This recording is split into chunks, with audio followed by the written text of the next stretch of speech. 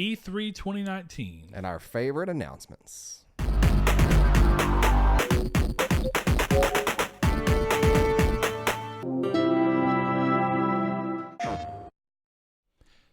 Hello and welcome to Triangle Squared, a PlayStation podcast. I'm your host, Brett Beck, and alongside me, Mr. Saul Bridges, bringing you guys episode 116. 116. After a long week of E3 announcements, E3 streams that were really fun, I actually enjoyed doing them. There's something about the E3 time of year that, even though, there's still the conversation going on as to whether E3 is relevant or not, because of Sony's talk about why they were doing what they were doing in terms of skipping it, it's still fun. It is what it is. There's been a lot of complaints this E3 about a lot of things, but there's been a lot of love for other things. So we'll get into that here in a little bit. But to start things off, if you are not familiar with who we are Triangle Squared, a PlayStation podcast. We cover PlayStation gaming news and other game news from other consoles and everything as it pertains to PlayStation. And if you ever watch us on our E3 streams and stuff, we stream under the Nartech Gaming banner whenever we're doing anything that's not PlayStation related.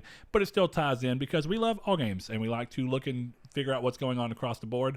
Excited to see Nintendo and Xbox, and I was really excited this year to see what was going to happen with Sony missing. So yeah, and I think it still ended up being a really good show. Yeah. So with that said, if you want to watch us, you can do so. If you like watching the people that you're listening to, you can do that on YouTube.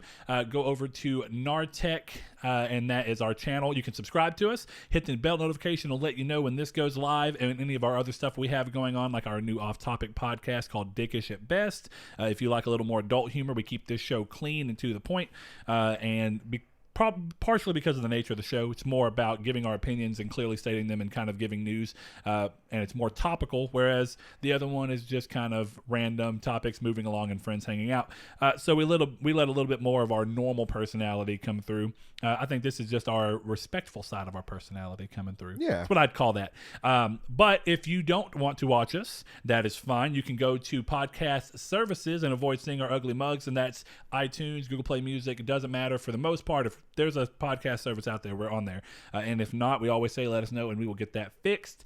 And lastly, if you have any opinions about the things we're talking about on YouTube, of course, you can go down in the comment section. Let us know your thoughts down there. We love hearing from you.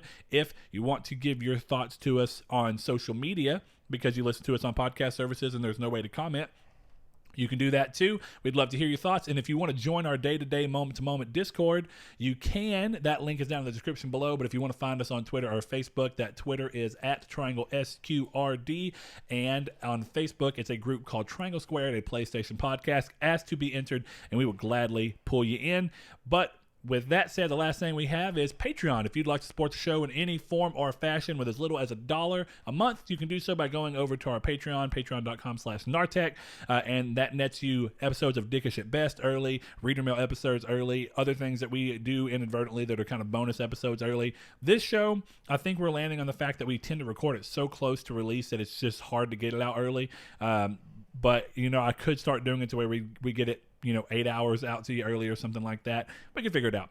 So if you really want it, we tend to say, just let us know and we will do our best to match into that. But with that said, get this show on the road. And Saul, we still have to start the show the way that we're supposed to. The normal way. And what's been playing, what's been up to? I've been playing still a lot of Destiny 2. I think me and you have been playing a good fair share amount of that. Is this your water? That's your water. That's why I pushed it over there. Thank you. But a fair share amount of Destiny 2, but I also did buy Final Fantasy 7 on this Switch, and I am playing a good amount of that.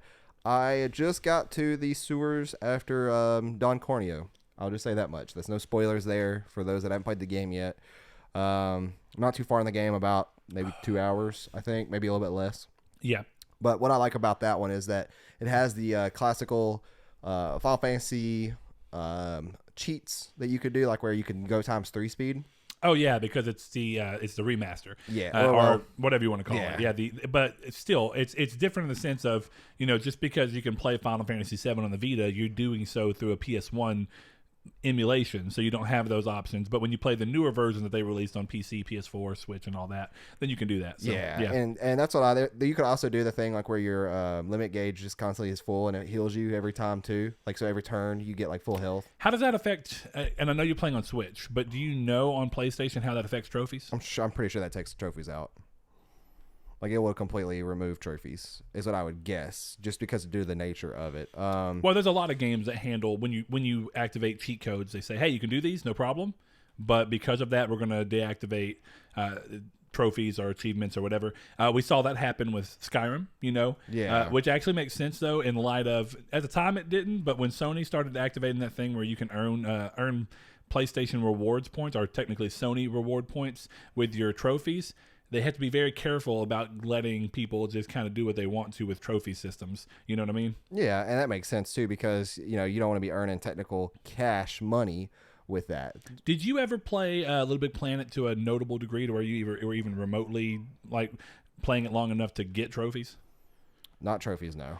The reason I say that is that one of those interesting tie-ins that I'm surprised they wouldn't go back and really retroactively change it, but the Little Big Planet games all have people who actually look at a trophy and figure out what it is that the trophy's asking of you.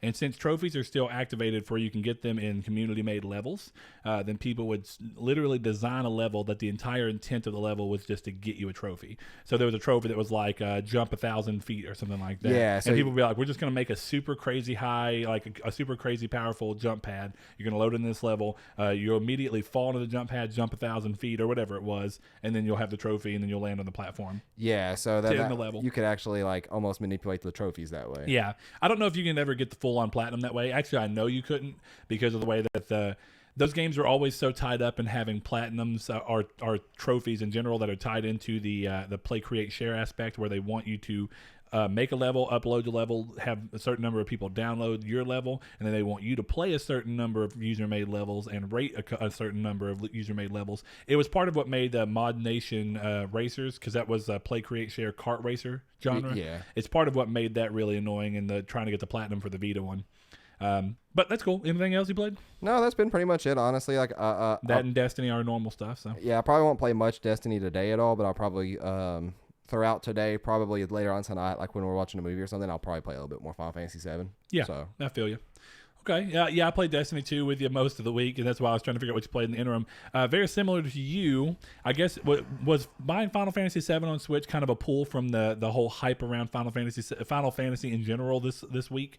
Well, I made the comment too on our E3 streams that I was kind of excited to go back and play it as an adult, even though I haven't really had much time to play it as an adult.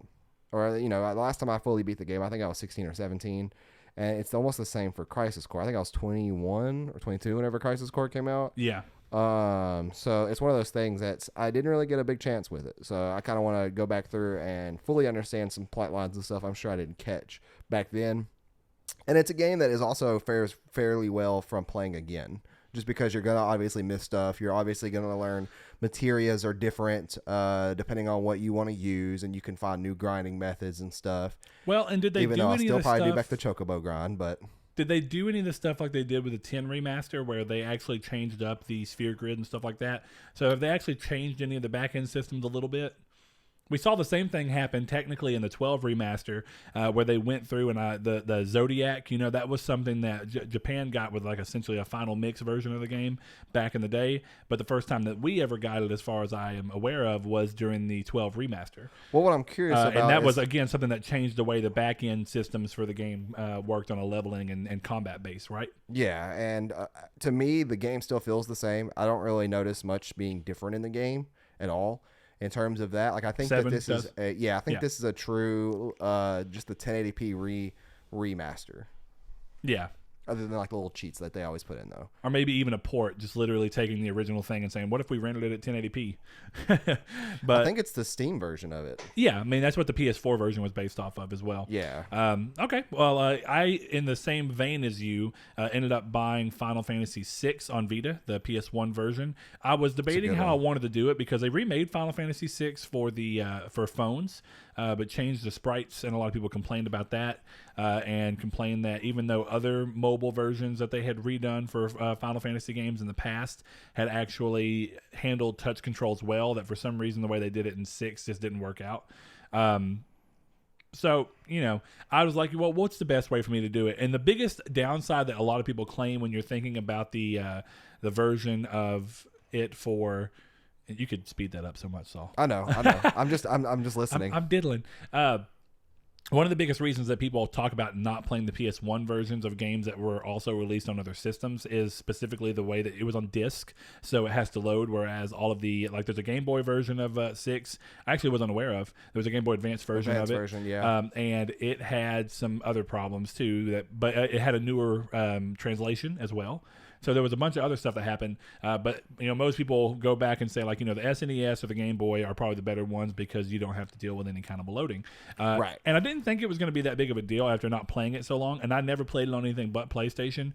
But even loading into the menus is slow. Yeah, and that's with the Vita giving you the option to turn disc loading speed onto fast. So it's like if you had it on normal, it'd be even worse, Right. And I do think that it's one of those things too that really it works well for those kind of games too, right? Like, I'm glad Vita has that option. And honestly, whenever I beat 7, I might go back through. It's really, really hard for me though to like do 2 Final Fantasies in a row. It's almost, I don't think I've ever done that. Me either. Or been able to do that. Yeah, definitely mainline old style Final Fantasies. You're going to say once you get through with 7, go back to play 6? Yeah. Yeah, I haven't played 6 in so long, even though I love it. Though. I was like, you know what? I'm going to go back and play it and see exactly what you're doing 7, right? What have I missed? What either did I never notice in playing as a kid, or what have I not done since the last time I played it? Which I think the last time I played 6, I was 12. That sounds about right. I think I was 13 or 14, yeah. Yeah, so when you're thinking about it in that sense, it was like, well, what did I miss? What did I not understand? And otherwise, it's just like, when you're playing those types of games, it's like when I played Kingdom Hearts 1 for the first time when I was real young and I didn't pick up on a lot of what was going on in the game. And then when I revisited it later in life, I was like, man, this game is way different than the way I remember it. Yeah, yeah. And I've replayed... Because I know what's going on now. Yeah, and that was when I beat 6 last time. I've replayed through more than half of 6 a couple times, just downloading emulators on my phone. And I actually think that there is an Android version of 6 that you can buy for like $15. That's the new sprites that not a lot of people are fans of. So the mobile one that everybody kind of complained about. And there was something I thought you were beating around the bush about emulation. Oh, no. This was one that specifically, like you said, had the crazy the crazy sprite change that people didn't like. I don't know if I'm a fan of. I really just wish they would have made the colors pop and then they just spruced up the sprites that are in the original game. But unfortunately, that's not what they did. Yeah, but I mean, when you're moving that over to a phone, how does that really work? Because there's a lot of changes that you're going to make in the aspect ratios and stuff like that already. People, I assume, when they're doing a phone game, they don't want to play on a small phone screen, even though phone screens are bigger than ever, and actually have it to where, on top of that, you're dealing with a 4:3 aspect ratio playing on most modern phones these days, or 18:9 at least. It's like, what's that going to look like? Yeah, and... honestly, like, there emulations and they can do it by stretching. Yeah. And then something I do like about certain emulators, like the Game Boy Advance emulators that you can find on phones. And you can stretch on Vita, but I decided not to because it really makes the sprites look weird, like they're fat and oddly distorted. Just stretched and yeah. I tend to like some of those emulations do a really, really good job about I forget what it's called, but it's not scan lines. What is it called? It makes it pop. Like, it almost takes the blurry filter off of the game. Oh, I know what you're talking about. And I can't. You're right. It's something scan, right? But yeah, I know what you're talking about. Emulators get pretty interesting because they can actually take a lot of original games and actually run through and say, hey, we're going to render the game at 1080p. And you see people doing that with like playing Killzone Liberation and Crisis Core on computer with 1080p. Rendering, which is, I mean, it's not that it's replacing anything. It's just taking the game that's there and natively rendering it higher. Yeah, and, it just really depends on the system, too. I don't think I've ever... No, I did buy War of the Lions on Vita. Oh, yeah, War of the Lions was great. The PSP version? Yes. Yes, it's great. I love that game. All right. Anyway, that's about all I played as well, and I didn't even get to play that much of 6 because I've been playing it. It's my new Vita game that I use to do the 1 hour before I go to bed. I go in there, turn Scrubs on in the background. I've watched it a million times, and then I just start playing Final Fantasy 6. Yeah. One of the things that I did forget about 6, though, before we move on, is that the game does not do the Pokemon or any other kind of RPG thing where the text will move only when you hit a button. Instead, that game's just like, oh, you're not paying attention? We don't care. You didn't hit A? We don't care. You didn't hit X? We don't care. It just keeps playing. So it's like I looked up to laugh at a scene of Scrubs at the beginning of the game when you're actually playing through and the people start talking. I was like, okay, great. I'll stop real quick. I'll laugh at this. It'll be fine. I can go back to this in just a second. And I look down, and it's like 4 dialogue lines later. I was like, oops. and you can't pause it or anything. So that was kind of annoying. Yeah. But with that said, this episode is going to be a lot different. One of the things that we're doing, it's much like the last episode where coming into E3, we didn't want to bombard with news or anything. And that was a different kind of setup and structure for the show. This one's going to be different in a structure and setup as well. If you were able to join us for our E3 streams, you probably know at least a little bit of how we feel. But one of the things I also like to do with this week is let all the things happen like they do early in the week. And now that we're on to Sunday, Father's Day, as I'm wearing my nice greatest father in the world Cookie Monster sticker that my daughter gave me, it's nice to have time to sit on these things and see how you actually feel about them a little bit removed from the immediate announcement. And I like that. So what we're going to do with this episode is recap E3 for the things that, really caught our attention, that had a lot of stuff going on behind them and that we thought showed really well. Things that we hoped to see and didn't see, even things that I really expected to see, not even from a new announcement, but from existing announcements that I was surprised that we didn't get to see again. We'll talk about all that, but there will be no news section. This is inadvertently going to be news. When you have a week full of E3 news that's just bombarding and all these other sites and stuff are just coming down, it really gets to the point where E3... Oh, and it's part of why I said E3 is still relevant, right? It completely just takes over the news cycle, and you're not going to miss E3. I mean, if you're on Facebook, if you're on Google or anything, you're going to get E3 news. You just are. If you even have the slightest interest in gaming and follow any gaming channel or have Googled something about gaming, Google's going to say, hey, did you know that this is coming out? And that's just kind of how things work. You know what would be interesting that I just now thought of, because we kind of went into this just as a casual kind of topic without really thinking about it. And we're actually answering our good buddy El Chabib's question for Reader Mail inadvertently by doing this topic. Mm-hmm. So El Chabib, you get our answers here, not Reader Mail. But what if we went through the big ones and we picked one thing that we wanted or that we saw that we liked the most? So we went through from each conference. Yeah, the ones specifically we streamed, because if you watch our streams at the end, we always did. It was a little bit longer last year. It was more like a 30-minute recap last year of what we really enjoyed. This year is more like 10, 15 minutes. But I actually like this because now that you can see if we changed our opinions on anything after we stewed on it for a bit.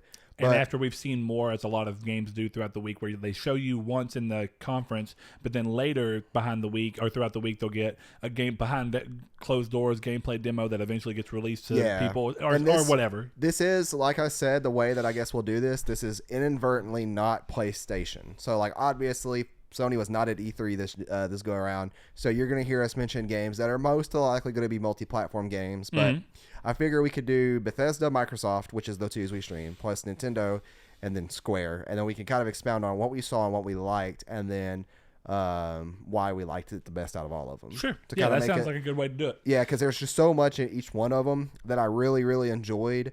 But there's a lot in those that I did not really enjoy.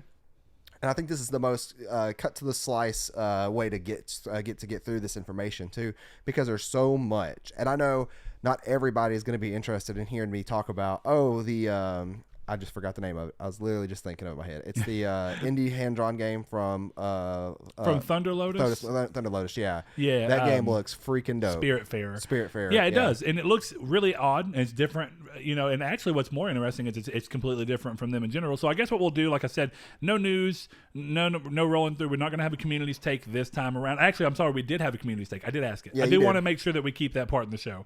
I got ahead of myself. Yeah. So we're going to quickly on Discord real quick. We're going to quickly throw through them real quick, and then we'll continue as we go through each conference. We'll discuss further on our thoughts on them. And this was a different question in a way. It was best showcase and game. So the question at hand was, with E3 wrapped up, what game shown has you most excited? Who had the best showcase to you so far? Which I guess we'll throw in our showcases too. Almost universally. Square. Final Fantasy VII to be Final exact. Fantasy VII and Square, but I think some of that goes to show what a lot of the crowd that we draw and a lot of the people that we talk to in the community that are very vocal with us. It does seem like one of the common standpoints across a lot of us is that we all have a long history of liking Final Fantasy, and that Final Fantasy, if it wasn't 7, it was 8. There was people who were like, "Oh, I was happy to see 8 coming back around finally." So we got. Sean says Square Conference. Didn't give a game. That's fine. Rob Henry, longtime listener as well. He says Final Fantasy VII. He actually shared a GIF of it. But then children, he also a good movie. said, yeah. Then he also said, best showcase of Square, loved everything. Outriders looked good, not a great way to show it though, which I completely agree with. But all of the Final Fantasy games looked great. Can't wait for the next 9 months. Shout out to Ghostwire. I feel bad that I don't buy Bethesda games. Looked great. And you know what? Maybe Ghostwire will be the game that gets you to change that. You never know. Kiki said everything Square showed and Ghostwire Tokyo, so similar sentiment of Square with a little bit of Bethesda thrown in there. And then El Tabib, and this is on the Discord. I also have them across other things, but my laptop is dead. I'll pull up Twitter. Yeah, El Tabib says, by far Square Enix had the best one given Final Fantasy VII Remake. Gameplay got me more excited for the game. Otherwise, E3 had so few gameplay demos, unfortunately, which shows how much Sony was missed this E3 given their showcases that included a hefty amount of demos in the past. And, you know, we're going to get into that as well as we continue to talk about what happened across that. Or we can get into it now. What do you want to do? So you want to go ahead and talk about that? Because that's been a point of contention that a lot of people have brought up. That E3 was very much, what do you even want to say? It was very much pre-rendered heavy, you know, very few cutscenes. I like it. I like it better than the whole stage like debacle. That doesn't mean, though, that gameplay, like, of course, like people say Xbox showed no gameplay. That's just flat out lying. No, they didn't show no, but they showed gameplay of, like, to be fair, when you're looking at it like that, they showed gameplay of Forza. Okay, we saw a little bit of gameplay. Almost every Gears. indie game they showed was gameplay. Mm-hmm. Yeah, which was all like really cool looking games too, actually. Especially like what we were talking about, Spiritfarer. Sure, but when you look at some of their newer games announced, I don't blame people for thinking that. You know, even it was very similar to what Sony does every year, right? Even the indie games were shown in that particular situation where, like, you're right, it was gameplay, but it was real quick snippets going through and through for the most part. It was kind of like what Sony used to do as well with their their indie section, where it's like, hey, here's our indies. We're just going to do a quick sizzle reel of indies. You'll see gameplay, and you'll see a name in the bottom corner of what it is that you're seeing gameplay of in the moment, but we'll quickly cut between them, kind of give you an idea of what's coming. And you know what? A lot of the times, indie games, you can kind of see whether or not you want them based off of a small snippet, or even if you're interested, based off of a small snippet of gameplay. Now, I do think that I get what you mean to some extent.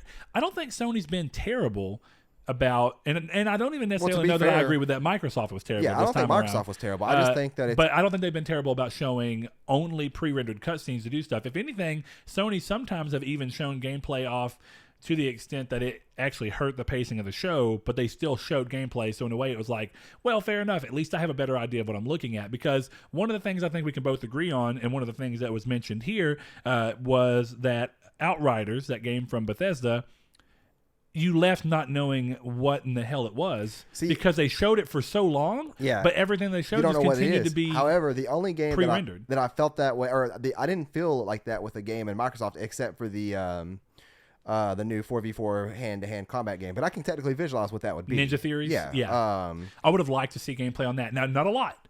Show me, and well, it's weird, right? Because technically, it's hard to say whether or not some of the interstitials they were doing were technically like gameplay that they rendered stuff over as well to make a cool trailer. Right. It's hard to say because, you know, you saw like little, transforming with the little wheel on his back going around the corner, but was that just a pre-rendered cutscene? Was that from the game and then you rendered something on top of it? Do you think what we saw of Halo was not in-game? I think it was in-engine. I don't think it was actually gameplay of what they are planning. What's funny was that somebody pointed out... But it's hard to say. Somebody called them out on Twitter saying, hi, this is all fake. This is literally you pre-rendering a cutscene for us to watch. And they're like, this is literally the game on a PC. Like, this is the game. So it's been confirmed by the Xbox Twitter that was the game. And I'm with you. It's right? rough. It's rough because it could be the game engine, and not. It gets into marketing. It did look like the very end of it, at least, was when the shield came up. That looked like what the game may actually be. Again, that's why I say I think in engine, right? Right. I think it's representative of close enough to what they want the game to look like. But the reason I say that is, do you remember when Microsoft and EA and BioWare both, everybody, or I guess all three of them, came together and said the Anthem that we saw when they first revealed was on a PC, was running on an Xbox One X. Well, then it came out that it was on a PC. Yeah, but regardless, when you're looking at that, it came out, and beforehand it was running on an Xbox One X hardware.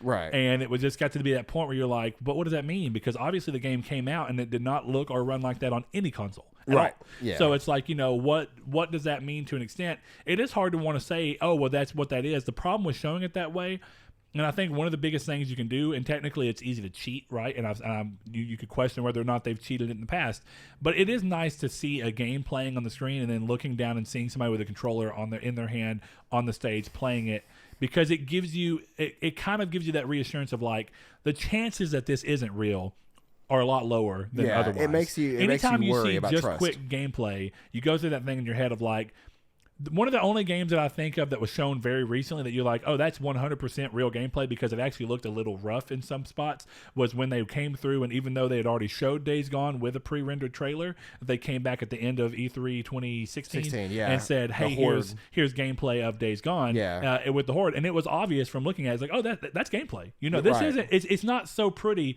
Because, you know, one of the biggest mistakes that happens when people show gameplay too often or too early is sometimes the gameplay that they show ends up looking better than the final product, which is undoubtedly going to happen. I think that, do you remember the God of War gameplay that they showed in the same E3 that showed the beginning section where it's Kratos? Boy, yeah. And then they go through and they do the beginning part of the game that's slightly different than the actual final release. I remember that getting like a lot of people saying that was all pre-rendered. Even like the gameplay part was fake. You know? But I think it's clear to say that it really wasn't, because the final product looks similar, but I think what happened is in trying to figure out the no-cut camera for the majority of the game and where to cut back on certain things, downgrade, or not, I say downgrade it in the nicest way. I think to an extent, you had to, right? They had to reprioritize, not even downgrade, reprioritize. Right. It's like, because in a way, are you downgrading from? Are you downgrading?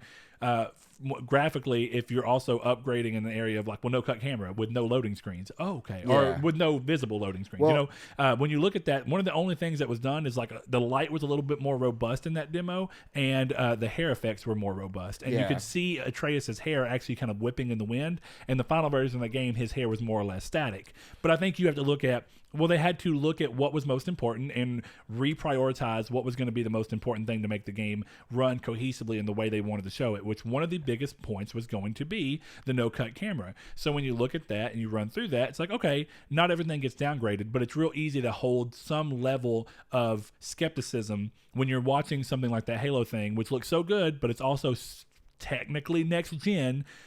And you're running through this thing of like, was that as good as next gen's going to look? Were they just showing it on a PC? Was it a really high-end PC? Was it an average PC? Yeah, now that is it a PC that's geared closely to what the One X now that they be? confirmed that it was on a PC, this makes all questions endless. It's kind of an exciting reminder though that this will be available on launch on PC. Yeah, which means I don't have to buy an Xbox. But back to the topic at hand. I actually did enjoy, mainly due to the fact that we're not getting, like, we don't really know what's coming, right? Like, there's 5 big games maybe that we know will be here soon, and that's Ghost of Tsushima, that's Cyberpunk, it's why did I just forget the name of that game? I mean, really, when we talk about Final Fantasy VII is one of them. So, well, Final Fantasy VII was one of them in my head. What's the Bethesda game now that we know of? Ghostwire. And we don't even really know how soon Ghostwire's coming. Well, we know it's coming. But we do know it's coming. Sure. And that's one of the things that's almost doing a reset on how we kept seeing Days Gone, God of War, Spider-Man, Detroit, all these other games that were, you know, we've seen a million times. It's a refresh in a way that now hopefully that's not going to be what we see in next million times. We're gonna end this, and this is what we're gonna go off of. I want to end this entire episode with, once we get all of our positions out, I want to end on whether we think it was smart of Sony to leave this E3 behind, and then that's going to be the community's take question for next episode. I'm going to keep that in mind, because I think that what you're just talking about, partially in my mind is like, well, that's because Sony wasn't there. Yeah, well, which was that for the better or for the worse, and for the better, for the worse. Are you saying that's why Sony wasn't there? Is because we don't know, like we've seen the stuff that they are showing off that they would show off. To an extent, yeah, but there's more than that, and I wonder, you know, my thing is, what does everyone think of the impact of Sony not being there? Let's go through a couple more of these community takes before we jump into the main go ahead and topic. run through them real quick. I'm going to pull 2 from Facebook, pull 2 from Twitter, and we'll get moving. Good buddy Matt Green, this is a throwaway one in a way, but he says Fallout 76 Battle Royale is what he was looking forward to the most. I don't believe it. I'm pretty sure all that was essentially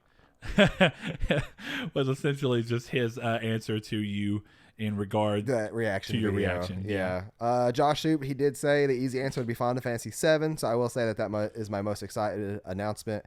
Was Final Fantasy VIII getting remastered. There were a good handful of indie titles that caught my eye as well. No doubt, though, Square was the best presentation. And then to go off of that, Stefan Swanlin, a good buddy of ours, he says, if Breath of the Wild 2 has real dungeons, then Nintendo won, which it's a hard comment to make there, but I will say that I do kind of miss the old dungeon style of Zelda. If this one takes every element that Breath of the Wild has and incorporates real temples, I will like it way more. Ballin'. Yeah, it'll be great. I agree, because I think going back to why I didn't like Breath of the Wild, one of my biggest things is it didn't have, and you could say it's for better or worse, right? Maybe it was like, well, it needed to evolve this way, but I really missed the core chunk of what I think Zelda's gameplay has always been based around, which is fun temples.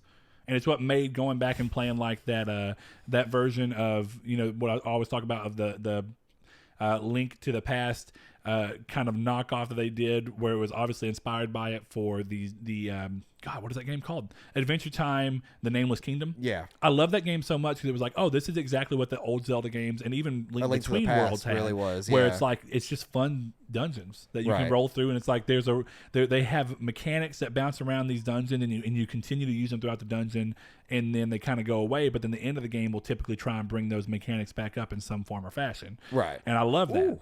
So I'm with him. That's a good one. We're going to get two from Facebook. The general consensus across Facebook was all that Square Enix pretty much curb stomped the rest. But I'm going to give a different opinion. Jeff Schrock says, Nintendo for sure, favorite game, No More Heroes 3. And I do think Nintendo did really well. So I'm glad to see someone giving them props. That was a good surprise. One of the other ones was Mr. Vincent Hull. He said, definitely Cyberpunk 2077 as for what his favorite game was. He said, I have been hyped for the game since I found out about it. Vince, I'm right with you. The game has had me cautiously optimistic. I use that word a lot, I know, but it was one of those things where seeing a developer who really found their footing after 2 Witcher games with The Witcher 3 and made ostensibly one of the best RPGs of this generation, and even if you don't care for The Witcher 3, it's a notable jump up in quality and scope and everything for a studio like that. And it's really interesting and a little bit daunting to want to think in your mind of like, well, The Witcher 3 was the first time they did it. In one game did they reach Rockstar's level of typical hype and then carry that through in just one game when it took Rockstar years of going through games to get to that point? And it's just, you get to that point where it's like, is Cyberpunk going to be the game that everyone hypes up and actually does end up being relatively as good as the hype demands, like you saw with like Red Dead and stuff like that? Or is it going to fall short? But every time they showed more and more stuff about the game, it just continues to sell me more and more on the idea. So much so that I actually pre-ordered the collector's edition. And originally I was a little bit worried that whether I wanted to or not. But after what they showed, I didn't want to repeat my Witcher 3 mistake and not pre-order the collector's edition because I'm unsure and then regret post playing it that I didn't get the collectors. So yeah. All right, we're going to move on, and we're going to start with Bethesda since that is the first conference that we covered, and it was the first conference. I mean, sorry, Microsoft. Yeah, I was in Microsoft was the first. Yeah. So we'll do it in the order in which we watched them: Microsoft, Bethesda, Nintendo, or Square Nintendo. Yep. So it's a very offshoot of our name. But so I'm curious about what yours was. Okay, so for Microsoft, I stand with a lot of the things where I think that I'm going to go with my lowest point of it and my highest point of it. My lowest point of Microsoft from actual games that they were showing was Gears 5. And the reason I say that is because the slog of the show that it became. It really ruined the pacing. But I would have been okay with the fact that they ruined the pacing if they would have done one thing. They have a guy come out on stage. Gears 4, for me, I picked it up because I was like, you know what? Gears is a fun series. I picked it up on PC. And I was like, all right, we're going to see how this works out. I'm going to go ahead, play it. Started playing, got about halfway through it, and halfway through it, I already had this feeling from the beginning, but I was like, okay, give it time. It'll change. It'll do something new that warrants them making a new Gears. And then about halfway through, I got to the point where I was like, this is not doing anything new. Right. And I'm not going to wait and see if it does it at the end of the game because it's already lost my attention. I'm done. I can't keep playing. So I gave up on it. But my worry going into Gears 5 is that they had an opportunity with Gears 4 to do something and they didn't, and I don't see them doing it again with Gears 5. Well, they started to quell my fear of that by coming out and saying, hey, here we are.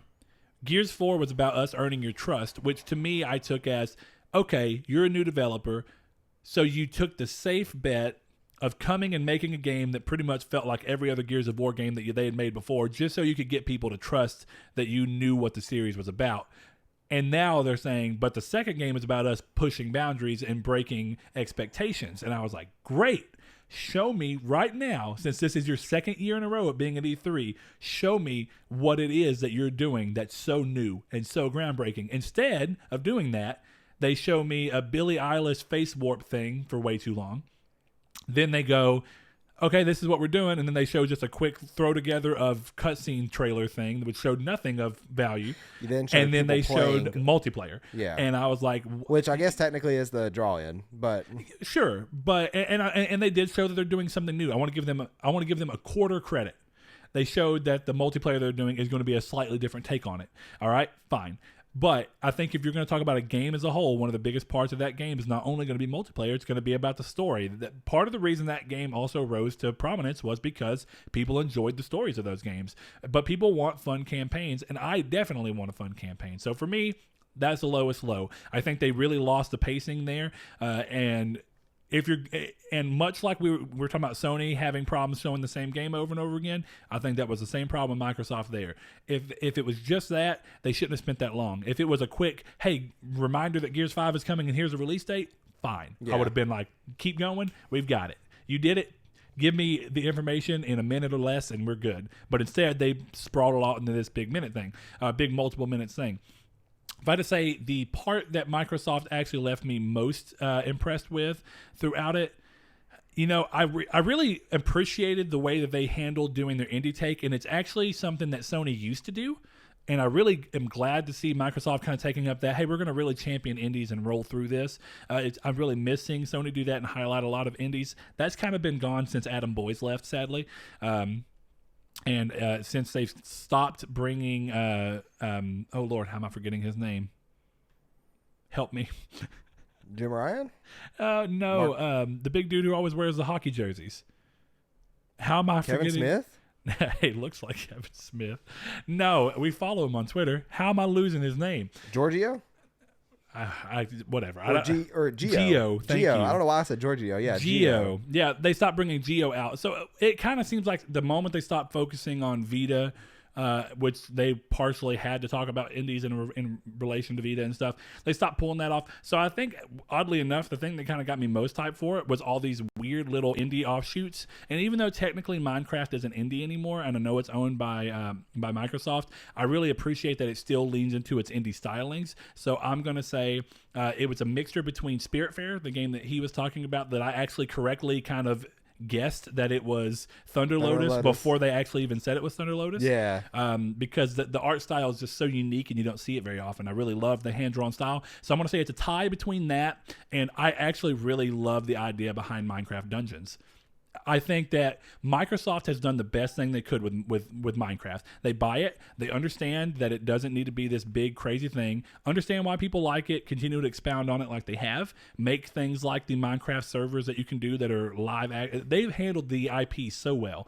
And now they're going to take it and go, okay, you know what? We've done story mode in the past, but what if we took this idea and put it into a different genre, but still kept everything that people like about the game and add things that some people have said that the normal game should have. So my thing for a long time is that I thought Minecraft should have been a little more like Terraria, where there's more armor and more bosses. And instead, what they're doing with Minecraft Dungeon is, okay, we're going to add more armor to this and more dungeons and more bosses as we move through these dungeons. And I think it's cute, and I think it's smart that they're letting it come out on all systems, which is exactly what they've been saying. It's leveraging a really powerful IP in a way that's smart in the sense of Microsoft's a little behind on console sales anyway. Why limit a massive IP that can sell hundreds of millions to a $40 million, 40-ish million, maybe 50 by now, million console? Why do that? Don't. Right.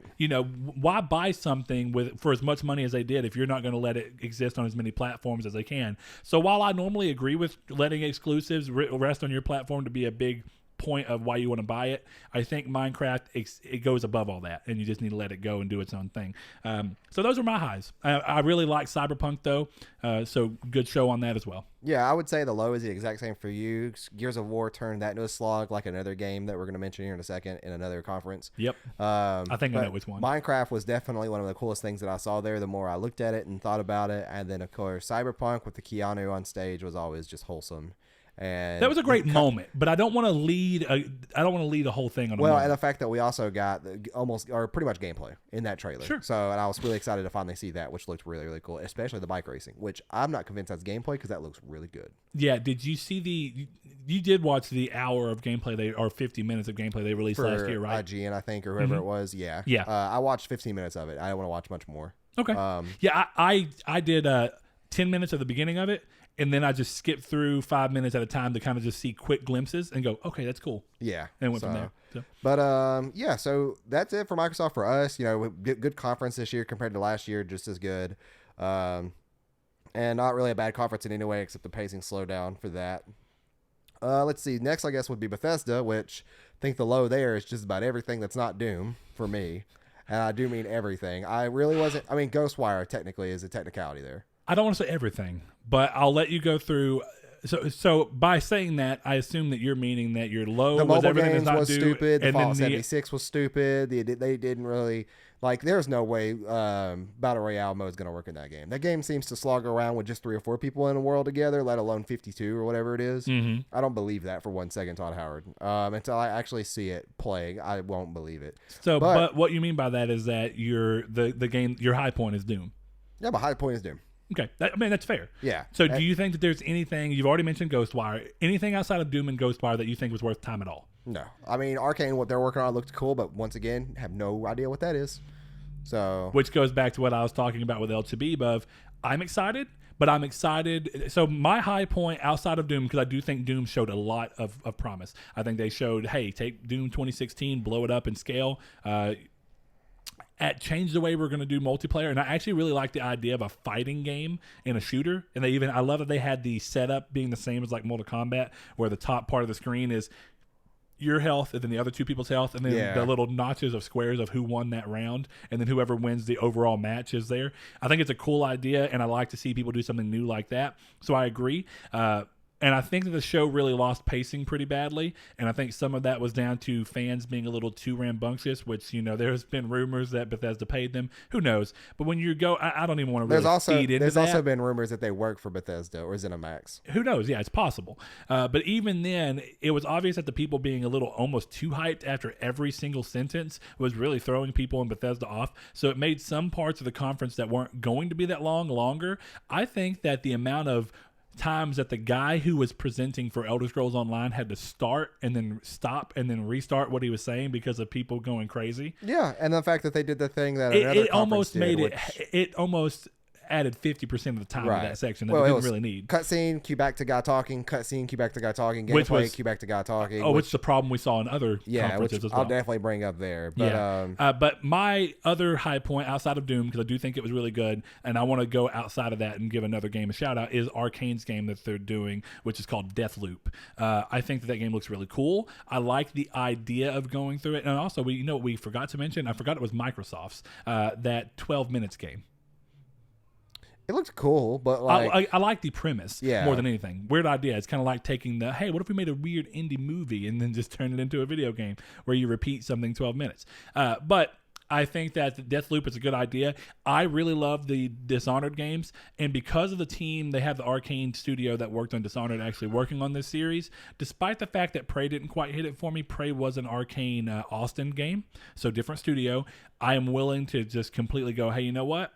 There's not been a game made by Arcane's French studio that I have not liked yet since Dishonored 1 hit. So I am fully in the wheelhouse of, hey, what they showed was interesting in premise and idea. I like the idea behind it, but I do agree with Saul. The biggest problem that it had is a problem that El Chabib has mentioned and a lot of others have, that at some point it would have been nice to even see a little 30-second splice of gameplay just to give me an idea of what we're really doing. They have, they kept doing this thing where they bring people out to talk about it and then throw a cuss word in and to make it cool where, oh yeah, we did F in this. Like the thing for Battle Royale is we added a Battle Royale mode. It's like, one person, like I saw a meme and I think it's very similar to what last year was. His picture of Todd Howard, and there was a picture of a quiet audience, and his picture of Todd Howard that said the F word, and then the audience was standing up screaming like happy.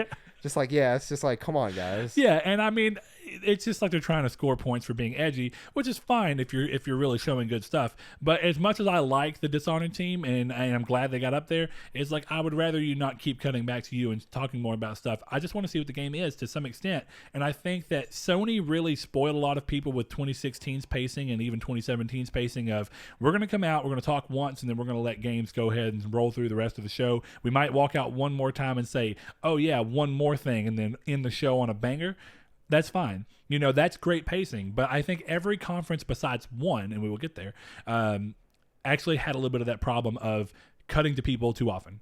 And going, okay, you're ruining pacing by giving us information that's really not needed to make a good show. You want a good show to not only show great games, you want it to stick with you and how well that it was paced and how it made you feel. You want to have that you want to have the start with hype, kind of go around and have us on a little roller coaster, and then end with hype. And it's like, but instead, what you were doing instead of a roller coaster is more like a train stop. It was like you're on a train, you're starting, you're going real fast, and then we're completely stopping at this stop and waiting too long, and then going again and then waiting too long.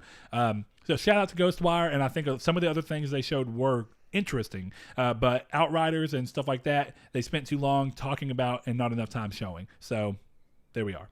Yeah. So Outriders is actually, was Outriders Square? I don't want to wrongly put that on Bethesda. Well, let me check. Rob Henry said it was Bethesda, right? I do want to double check. It was Square Enix. Outriders full reveal Square Enix. Yeah. So I'm remembering what Rob Henry said wrong, I think.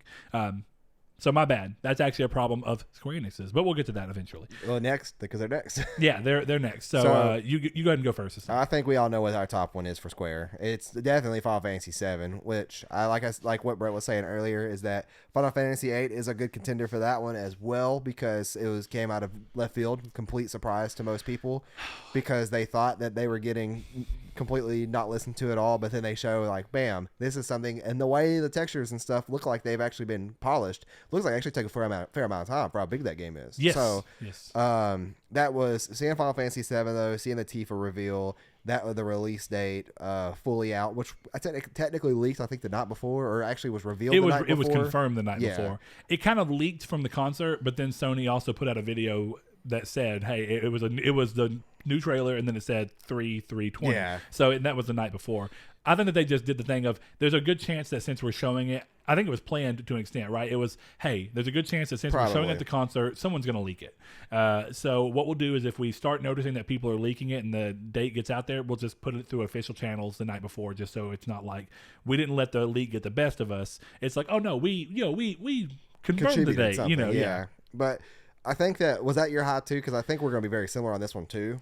I actually think we're going to line up perfectly on this one. Yeah. And a lot of That's it comes I into... might as well go ahead and let you go first, and then because we can share both of them. Sure. Okay, so what I'll say, and I think you'll agree with this, I'm with you on Final Fantasy VIII, and the main reason I think it's a big contender for most people is that you said it caught people off guard and kind of by surprise, but it's funny that it did, because every year, what do you hear? Even this year, Final Fantasy VIII might be at this year's E3. Yeah. But the thing is that it's been such an ongoing, legitimate joke at this point. Much so that there's even a really toxic, and I hate using that word, but there is a group in the internet who every time Square posts anything, they go, why don't we have Final Fantasy VIII Remaster? It's like, guys, chill.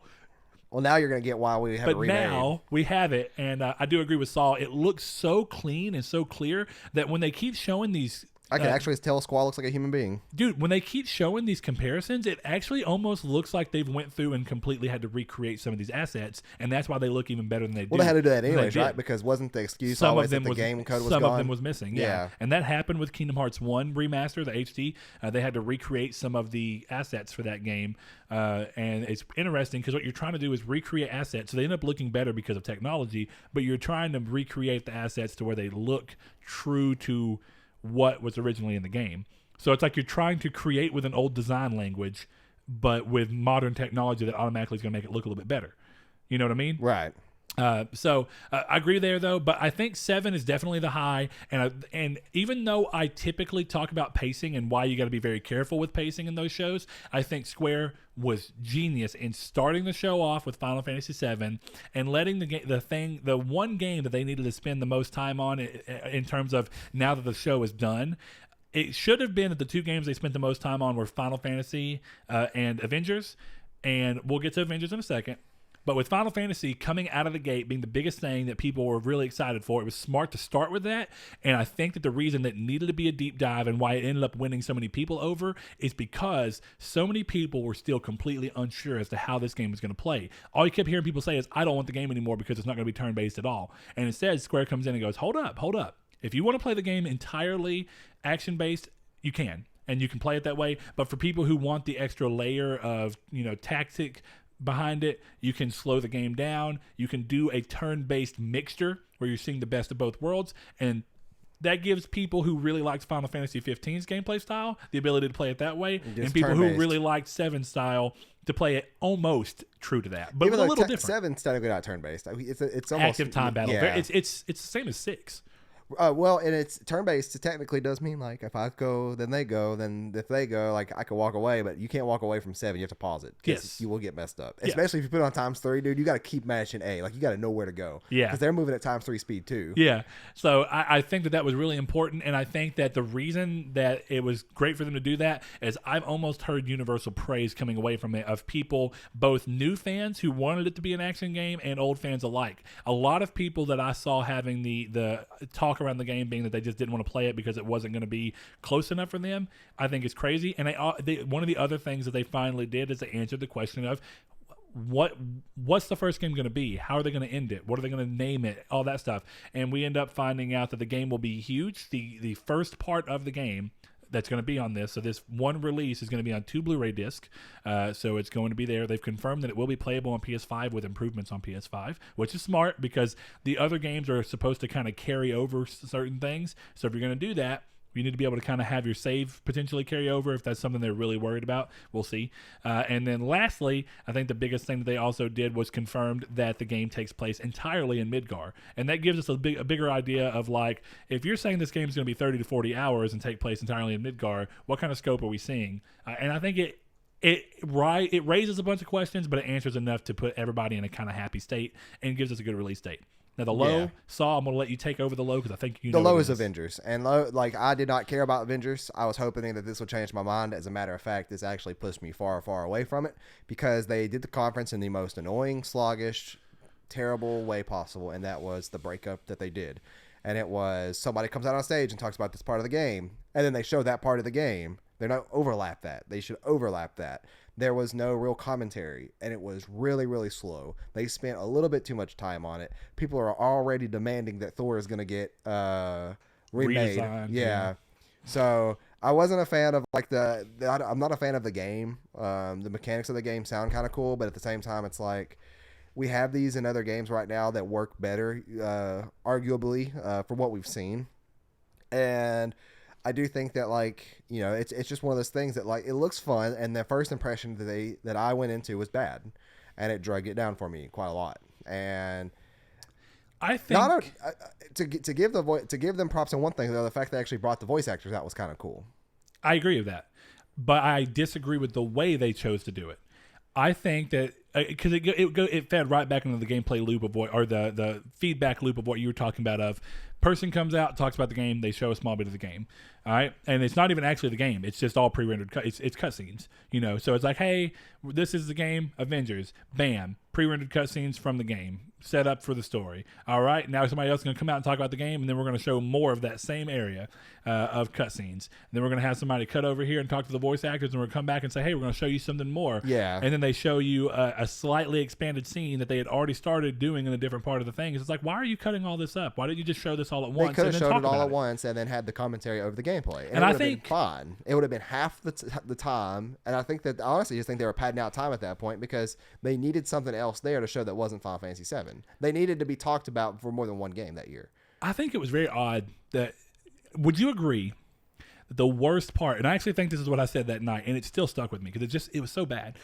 I think the worst part of that Avengers showing was actually a point that they show the game off and show all 6 characters and then come out after we've already seen all 6 characters and then have symbols behind this guy who's talking and then really slowly, sluggishly go through announcing each of the characters that's going to be playable in the game like that wasn't already notable. And I really mean that in the sense of, if you want to confirm and say, we just want to make sure that people realize that these were going to be the beginning playable characters, that's fine. But you can do that way quicker than having to sit here and spend literally 3 minutes just confirming the characters that we just saw in a gameplay trailer. Yeah. You could have honestly confirmed the characters with again, that's what I mean.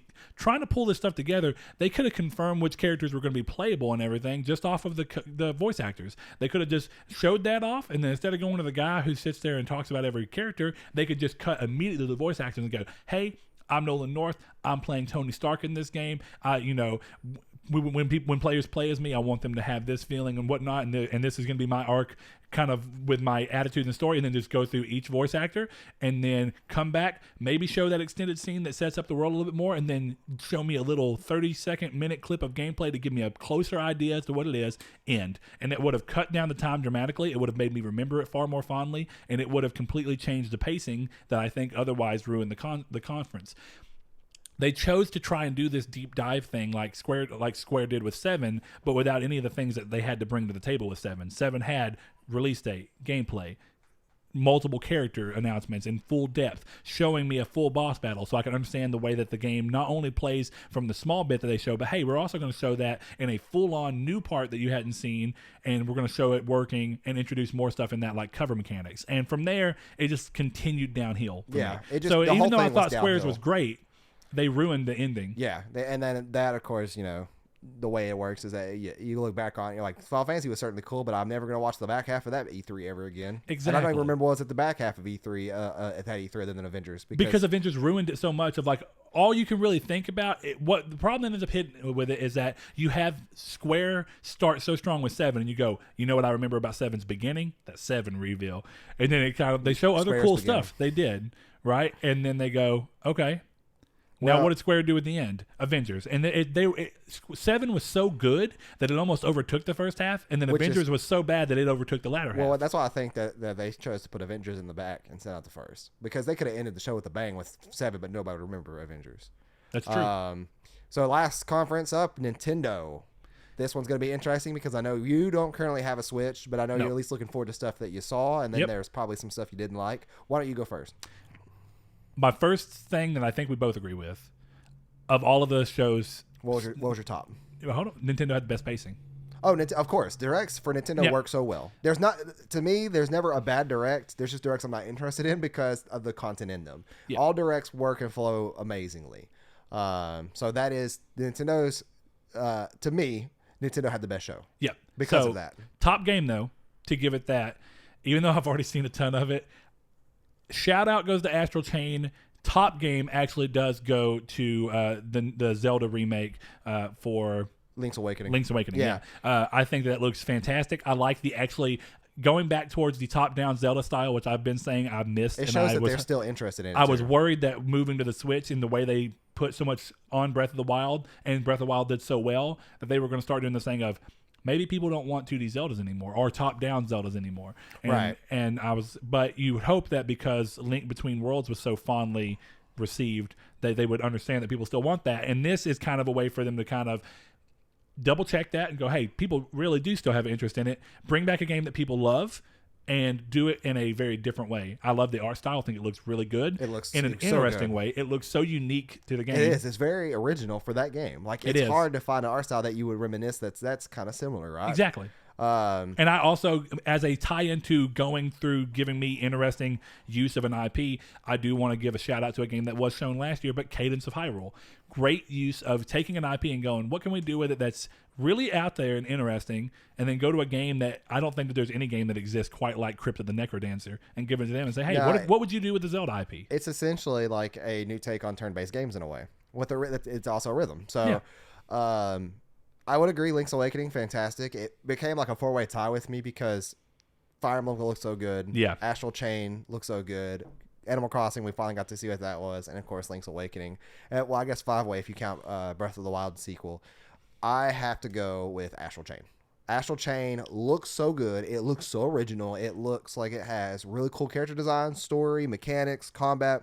Everything about that game to me is appealing. I really hope it's not what Xenoblade Chronicles 2 was, because I was super excited for that game, and that game let me down really bad. Exactly. But I will say, from the gameplay that we saw, as long as it performs well in handheld mode, because it performed well with what they showed us, I'm going to be super happy.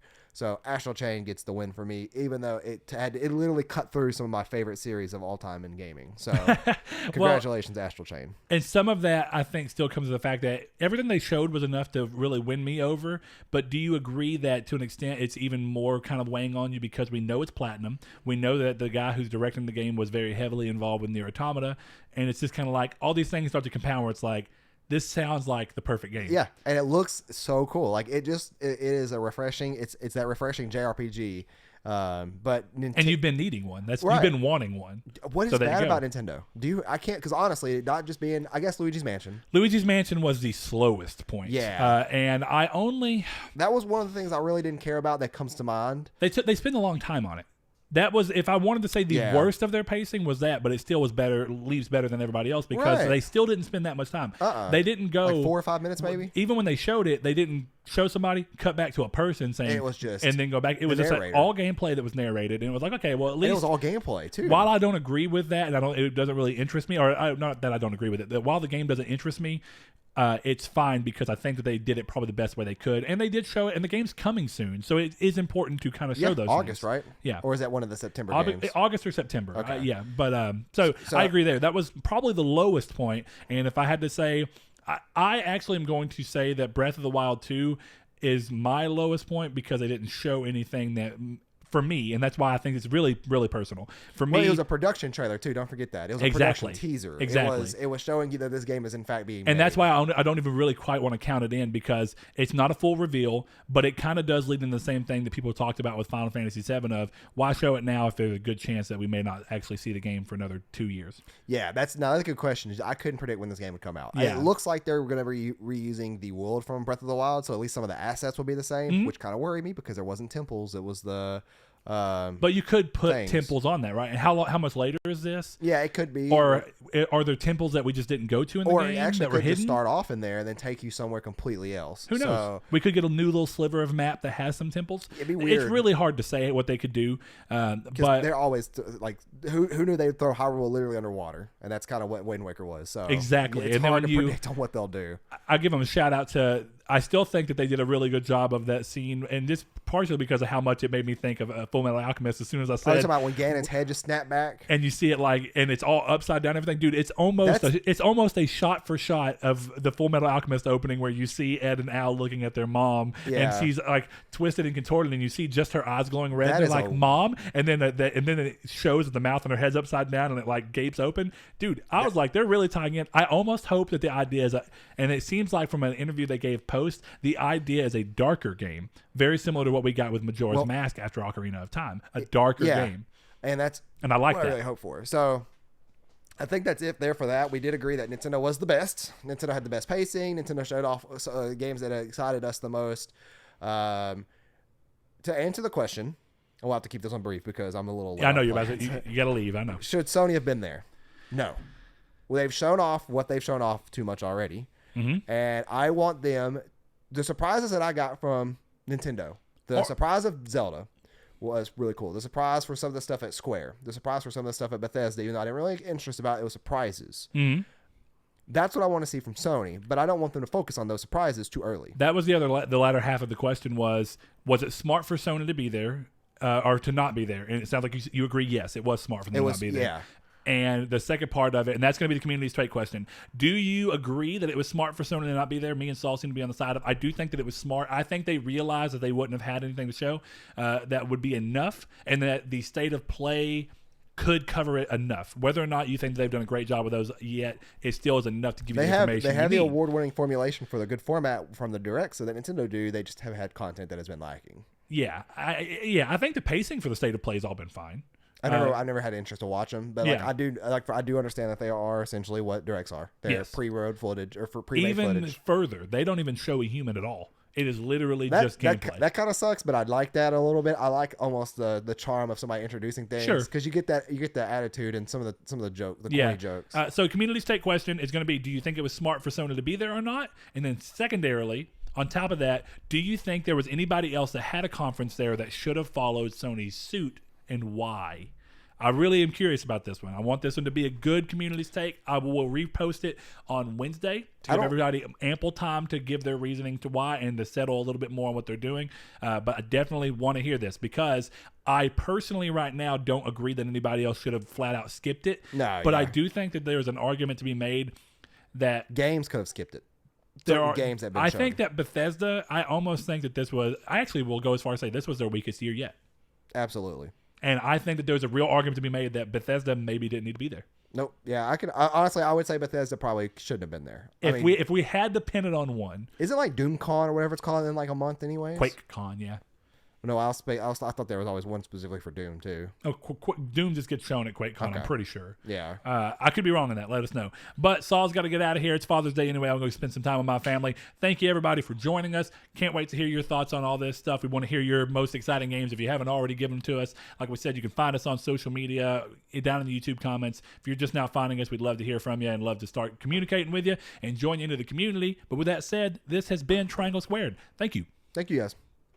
Thanks to our patrons, Chad V, Dan Barber, Josh Jarrell, Matthew Green, my name is Dan, Douglas Below, Sean Santarud, Eric McAllister, Matt Sycamore, Shadowist, Steven Salazar, The Stonard, Travis Below, Eduardo Palomino, Stefan Swanlin, Coy Live, Philip Laguerre, Corey Hickerson, Brian, Donovan Williams, William Digital Spooker, Derek Porter, Josh Ayers, Thomas McInnes, Brandon Edwards, and Sean One Neo.